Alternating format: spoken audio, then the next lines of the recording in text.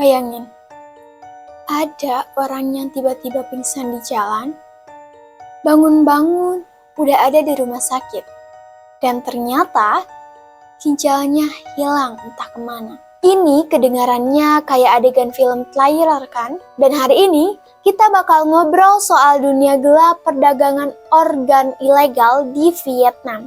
Cerita ini penuh misteri, trik licik, dan ya, lumayan bikin merinding. Jadi siapin mental kalian karena makin lama kita ngobrol, ceritanya bakal makin gila. Vietnam itu punya masalah besar, permintaan organ tinggi, donor resmi yang sedikit, dan banyak orang yang butuh transplantasi, ginjal, hati, atau kornea, tapi antriannya bisa bertahun-tahun. Nah, celah ini dimanfaatkan jaringan kriminal. Targetnya yaitu orang miskin, buruh pinggiran, dan kadang turis.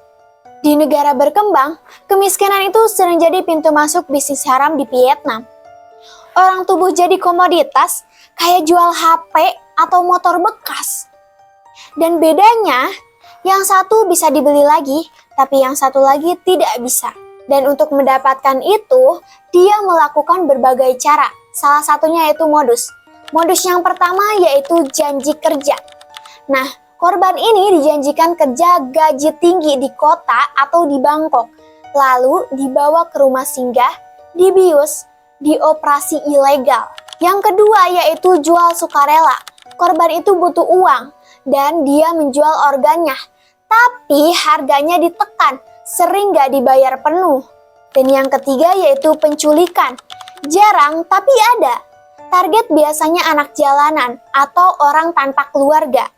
Yang bikin serem, rumah sakit ilegal ini kadang kelihatan kayak klinik biasa. Ada dokter beneran, ada perawat, tapi semuanya main di bawah meja.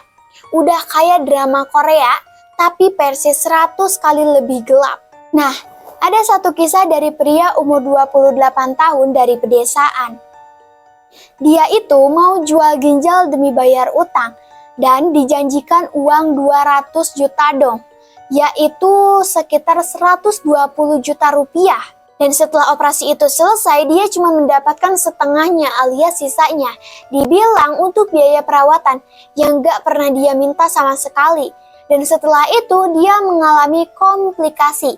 Gak ada pihak yang bertanggung jawab. Dan pria itu berkata rasanya dia jual separuh hidupnya, tapi cuma dapat seperempat harga yang dijanjikan. Dan sekarang kerja sehari aja udah ngos-ngosan. Setelah itu, organ dikirim ke pasar gelap internasional. Pembeli bisa dari Cina, Korea, dan bahkan negara barat. Dokumen semuanya dipalsukan dan seolah-olah donor sukarela dari keluarga. Pikir aja deh sama kalian, organ manusia ini kayak barang seludupan. Bedanya, kalau sepatu seludupan cuman bikin brand marah, yang ini nyawa taruhannya. Kenapa kasus sebesar ini susah banget untuk diberantas? Ya karena banyak oknum aparat yang ditutup mata karena dapat bagian dari mereka. Bukti medis bisa dihapus, bekas operasi bisa dijahit rapi. Ibaratnya ini tuh kayak main petak umpet, tapi yang ngumpet itu nyawa orang. Dan yang nyari kadang pura-pura gak lihat. Perdagangan organ ilegal ini bukan cuma soal kriminal, tapi soal kemanusiaan. Emang sih ya, tekanan ekonomi itu membuat orang rela mempertaruhkan kesehatan demi uang. Tapi kita perlu paham realitanya, biar kita juga waspada dan gak gampang tergiur janji manis. Kita semua mungkin pernah butuh uang mendesak. Tapi kalau sampai jual organ ke orang yang salah, itu bisa jadi tiket sekali jalan. Dunia ini memang keras, tapi nyawa dan tubuh kita nilainya gak bisa ditukar sama uang seberapapun.